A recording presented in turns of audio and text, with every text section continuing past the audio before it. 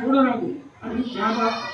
ఉపశమనం కలిగించారు. ఇక బ్రహ్మాగిరి దత్తతీర్థులు మనకు గౌరవ చేయి భారతదేశం చతుర్థికి మాత్రమే ఎందుకు చూడగా జాగ్రత్త కొంతకాలం గడిచాయి. ద్వాపర యుగంలో భావనగా వచ్చే శ్రీకృష్ణుని నారదుడు పంచించి ఏ సంపాదనలు జరుగుతూ స్వామి ఆయుధమయ్యే ఈనాడు వినాయకుడి మూర్తి గాన ఆరోగ్య శాపముడికే తొమ్మిది చూడరాదు నానా అత్యగ్రహం మన చేయి తొలగిండు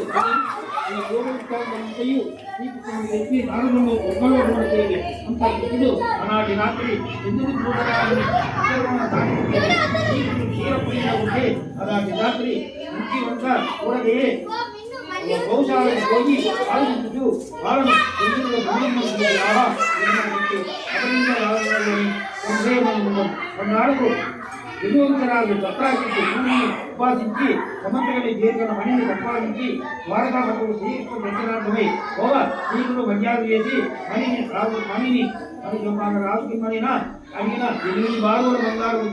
వినమ్మన కొట్టుకు దీనిని నేను రాత్రులకైనా ఏ మందమతికైనా ఇవ్వనని మమ్మల్ని